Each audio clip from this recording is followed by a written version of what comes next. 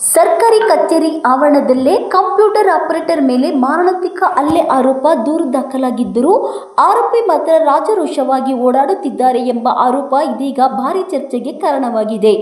ಚಿತ್ರದುರ್ಗ ಜಿಲ್ಲೆಯ ಮೊಳಕಾಲ್ಮೂರು ತಾಲೂಕಿನ ನಾಯಕನಹಟ್ಟಿ ಹೋಬಳಿಯ ನಾಡ ಕಚೇರಿಯಲ್ಲಿ ಈ ಘಟನೆ ನಡೆದಿದೆ ಎನ್ನಲಾಗಿದೆ.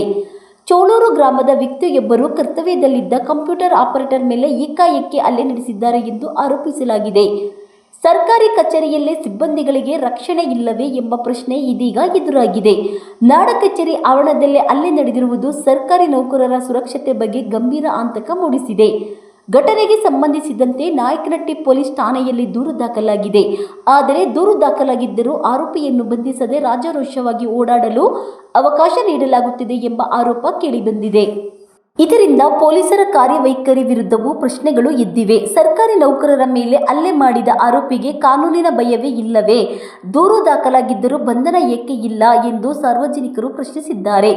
ಇನ್ನೊಂದೆಡೆ ಸರ್ಕಾರಿ ನೌಕರರ ಮೇಲಿನ ಹಲ್ಲೆ ಪ್ರಕರಣದಲ್ಲೂ ಸಿಬ್ಬಂದಿ ಸಂಘಟನೆಗಳಿಂದ ಯಾವುದೇ ಪ್ರತಿಭಟನೆ ಅಥವಾ ತೀವ್ರ ವಿರೋಧ ವ್ಯಕ್ತವಾಗದಿರುವುದು ಕೂಡ ಚರ್ಚೆಗೆ ಗ್ರಾಸವಾಗಿದೆ. ನಾಡ ಕಚೇರಿಯಲ್ಲೇ ಹಲ್ಲೆ, ಪೊಲೀಸ್ ಠಾಣೆಯಲ್ಲಿ ದೂರು, ಆದರೂ ಆರೋಪಿ ಹೊರಗಡೆ ರಾಜಾರೋಷ. ಹಾಗಾದರೆ ಕಾನೂನು ಯಾರಿಗಾಗಿ? ಸರ್ಕಾರಿ ನೌಕರರಿಗೆ ರಕ್ಷಣೆ ನೀಡುವವರು ಯಾರು? ಈ ಪ್ರಕರಣದಲ್ಲಿ ಎಫ್ಐಆರ್ನಲ್ಲಿ ದಾಖಲಾಗಿರುವ ಅಂಶಗಳ ಆಧಾರದ ಮೇಲೆ ಪೊಲೀಸರು ತಕ್ಷಣ ತನಿಖೆ ನಡೆಸಿ ಆರೋಪ ಸಾಬೀತಾದಲ್ಲಿ ಕಾನೂನುಬದ್ಧವಾಗಿ ಕಠಿಣ ಕ್ರಮ ಕೈಗೊಳ್ಳಬೇಕು. ಆರೋಪಿಯನ್ನು ತಪ್ಪಿತಸ್ಥನೆಂದು ಮುಂಚಿತವಾಗಿ ಘೋಷಿಸದೆ ಪ್ರಕರಣದ ನೈಜ ಸತ್ಯವನ್ನು ಪೊಲೀಸರು ಸ್ಪಷ್ಟಪಡಿಸಬೇಕಾಗಿದೆ.